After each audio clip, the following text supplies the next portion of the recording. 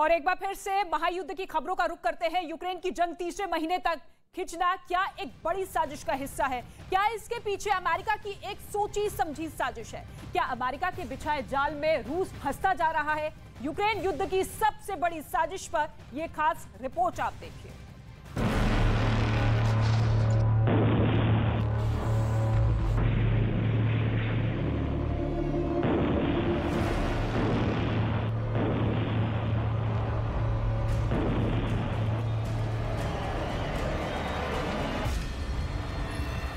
दुनिया देखती रही और यूक्रेन का मारियुपोल शहर तबाह होता रहा।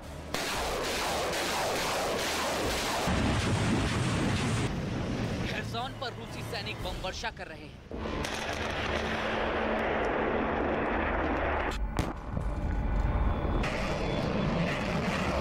खार्किव में मिसाइलों से हमला जारी है।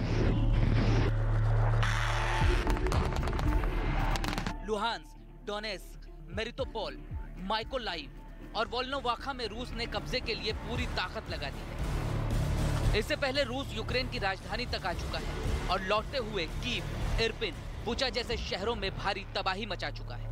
एक समय इन शहरों को रूस ने घेर रखा था, लेकिन फिर रूस का सैन्य काफिला पीछे हटा और धीरे धीरे कुछ क्षेत्रों तक सीमित हो गया। जिस जंग को रूस कुछ दिनों में खत्म करने का दावा कर रहा था, वो तीसरे महीने में भी जारी है। युद्ध में रूस को भारी नुकसान उठाना पड़ा और आज कोई भी ये नहीं कह सकता कि ये जंग कब खत्म होगी।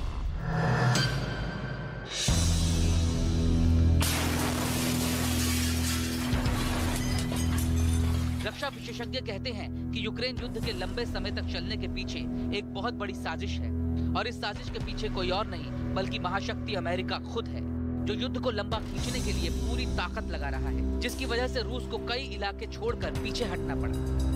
बड़ी तादाद में रूस के काफिले और टैंक तबाह हुए। रूसी सैनिकों के मनोबल पर भी असर पड़ा, क्योंकि आधुनिक अमेरिकी हथियारों की वजह से रूस को मनचाही सफलता नहीं मिली और उन्हें सैन्य रणनीति बदलने पर मजबूर होना पड़ा। युद्ध को लंबे समय तक खींचने की तस्दीक हाउस ऑफ रिप्रेजेंटेटिव्स की स्पीकर नैन्सी पेलोसी ने भी की है। To say thank you for your fight for freedom, that we are on a frontier of freedom and that your fight is a fight for everyone. And so our commitment is to be there for you until the fight is done. America से जुड़े रक्षा जानकार कहते हैं कि जंग में America सैन्य साजो सामान पहुंचाने का फैसला बेहद रणनीतिक था, क्योंकि अमेरिका चाहता है कि इस युद्ध को जितना हो सके उतना लंबा खींचा जाए, ताकि रूस पर आर्थिक बोझ बढ़ता चला जाए, उनके सैनिकों का मनोबल कमजोर हो और इसका असर रूस की सेहत पर पड़े और रूस को तोड़ा जा सके। कमजोर रूस अमेरिका के लिए फायदेमंद स्थिति होगी।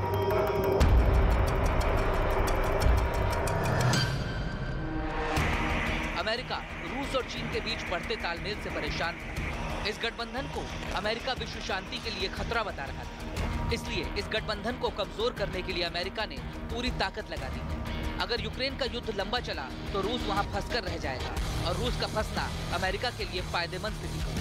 इसलिए अमेरिका रूस को इस जंग में उलझाने के लिए पुरजोर कोशिश कर रहा है। इसलिए अमेरिका तोप, मिसाइल, ड्रोन समेत कई सैन्य साजो सामान यूक्रेन तक पहुंचा रहा है और नेटो की मदद से युद्ध में भारी हथियार भी पहुंचाए जा रहे हैं।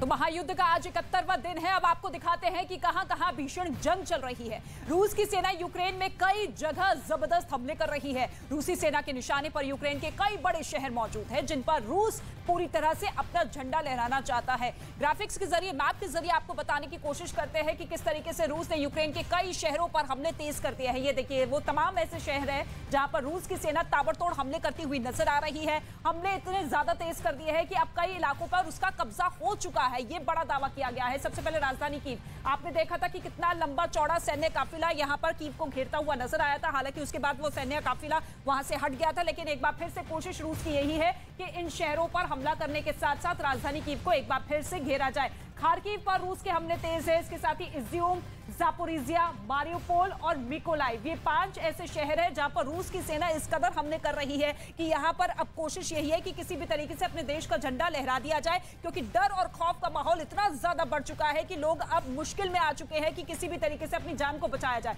इसके साथ ही ओडेसा पर भी पुतिन की नजर पूरी तरीके से है और ऐसे में कोशिश यहां पर सेना की तरफ से यही है कि ब्लैक सी के जरिए, यानी कि काला सागर के जरिए जो मदद पहुंचाने की कोशिश कई देश करते हुए यूक्रेन को नजर आ रहे हैं, उसको वहीं पर बाधित कर दिया जाए, रोक दिया जाए। तो ऐसे में वो तमाम ऐसे बॉर्डर्स वाले शहर, इलाके जहां पर रूस की सेना कब्जा कर चुकी है और कोशिश यही है कि किसी भी तरीके की मदद को वहीं पर डिरेल कर दिया जाए और इसके साथ ही कब्जा इस तरीके से कर लिया जाए कि अब यूक्रेन के राष्ट्रपति ज़ेलेंस्की मजबूर हो जाए इस युद्ध को समाप्त करने के लिए। लेकिन इसके साथ ही आपको यह भी बता दें कि रूस की बमबारी में भले ही यूक्रेन के शहर खंडर होते हुए दिखाई दे रहे हैं, लेकिन रूसी सेना को भी भारी नुकसान उठाना पड़ रहा है। यूक्रेन ने दावा यह किया है कि 2 महीने से ज्यादा दिनों से चल रही इस जंग में रूस के 24,500 सैनिकों की मौत हो चुकी है, तो वहीं रूस की 2,610 बख्तरबंद गाड़ियां भी तबाह हो चुकी है। इतना ही नहीं, जंग में रूस की 1800 से ज्यादा गाड़ियां और 1000 से ज्यादा टैंक तबाह हो चुके हैं। यूक्रेन यह भी दावा कर रहा है कि उसने महायुद्ध में रूस की 491 तोपें तबाह कर दिया है, यानी कि पूरी तरीके से नष्ट कर दी है। इसके साथ ही 194 विमानों और 155 हेलीकॉप्टर्स को भी मार गिराने का दावा यूक्रेन करता हुआ नजर आ रहा है। यूक्रेन ने रूस के 303 ड्रोन भी तबाह कर दिए हैं, यह भी बड़ा दावा किया गया है। और ऐसे में यूक्रेन लगातार यही कह रहा है कि जिस तरीके से मदद अलग अलग देशों की तरफ से पहुंचाई जा रही है, ऐसे में मुंहतोड़ जवाब लगातार रूस को देते हुए नजर आ रहे हैं। लेकिन सवाल यही है कि क्या पुतिन यूक्रेन से जाने वाले हैं, क्योंकि अब 9 मई को जो कयास लगाए जा रहे हैं कि क्या पुतिन 9 मई का नाश्ता लुहांस्क में करेंगे या फिर लंच मारियोपोल में होगा। क्या मारियोपोल में पुतिन की फौज मॉस्को जैसी विक्ट्री डे परेड निकालने जा रही है? सबसे पहले बात पुतिन के उस प्लान की कर लेते हैं जिसमें रूस के मॉस्को से लेकर यूक्रेन के मारियोपोल शहर तक सिर्फ और सिर्फ पुतिन का ही जलवा नजर आने वाला है।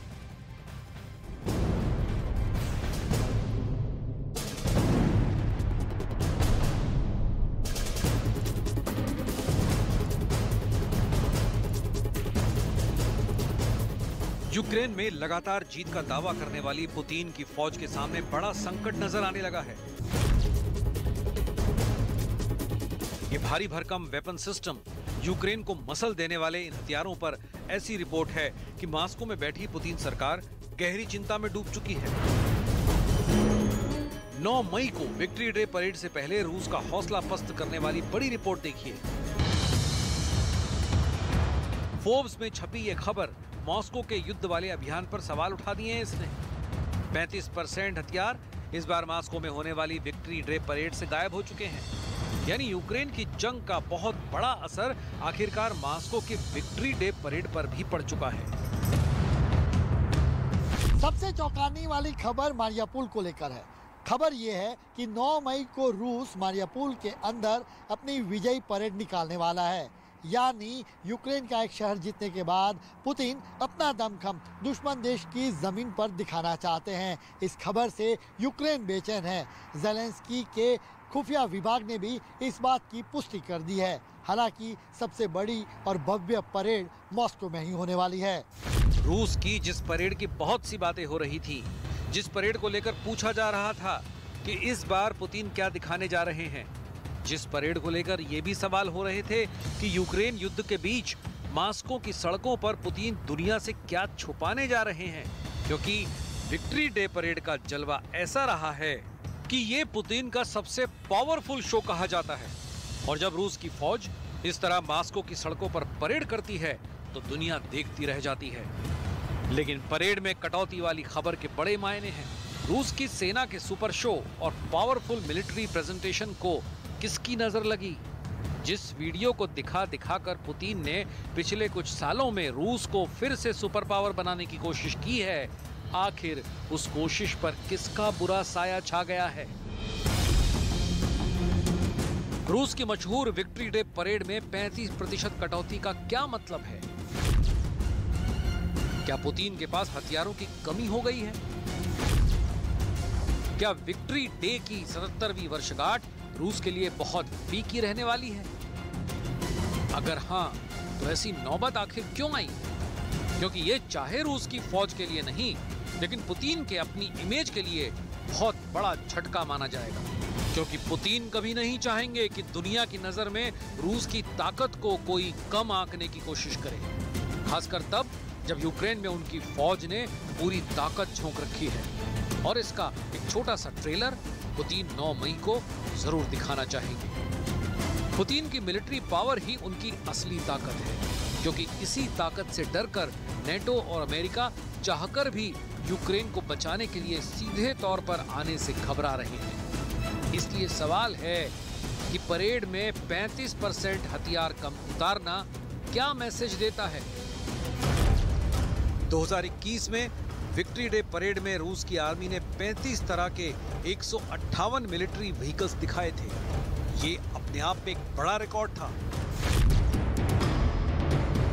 रूस की इस सालाना परेड में टैंक भी थे, बख्तरबंद गाड़ियां भी थीं और मिसाइल सिस्टम समेत तोप वाले सिस्टम और मल्टी रॉकेट लॉन्चर भी थे। लेकिन 2022 में तस्वीर कुछ और होने वाली है, क्योंकि पुतिन ने फैसला लिया है कि 2022 में सिर्फ 25 तरह के 131 ग्राउंड व्हीकल दिखाए जाएंगे। ये तादाद हैरान करने वाली है। पुतिन के लिहाज से कहें या फिर रशियन फौज के स्टैंडर्ड को देखते हुए ये बहुत बड़ी कटौती है और इस पर पूरी दुनिया की नजर रहेगी। रूस भी पुतिन से सवाल पूछेगा कि आखिर क्या हुआ है कि उनके सबसे बड़े पावर शो में अब जान कम रह गई है। 2015 में जब रूस की ये परेड निकाली गई थी, तब रूस और पुतिन दोनों में बहुत ज्यादा जोश देखा गया था।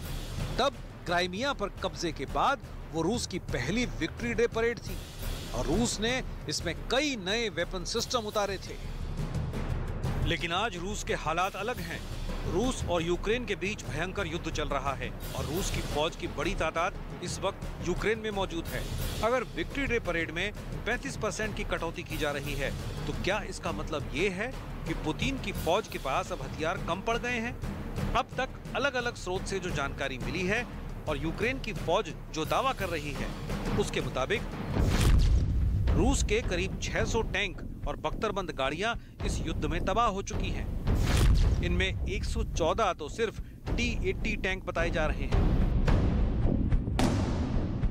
ये एक बड़ी वजह है कि रूस इस बार विक्ट्री डे परेड में 10 T-80 कम उतार रहा है। इसके अलावा परेड में रूस की बख्तरबंद गाड़ियों की भारी कमी कर दी गई है।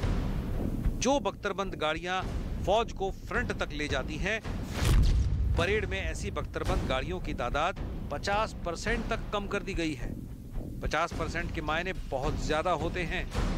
इस साल सिर्फ 3 BMP-3 इन्फेंट्री फाइटिंग व्हीकल ही परेड में शामिल किए जाएंगे, जबकि पिछली बार रूस ने अर्माटा सिस्टम के तहत आने वाली अपनी कई तरह की बख्तरबंद गाड़ियां उतारी थीं।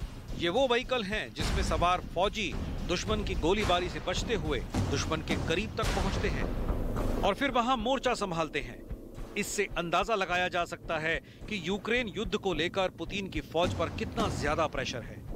वहीं तोपखाने को लेकर पुतिन को जो रिपोर्ट मिल रही है, वो भी रूस के लिए अच्छी नहीं है, क्योंकि परेड में रूस की बड़ी बड़ी हॉवित्जर तोप भी शामिल नहीं हो रही।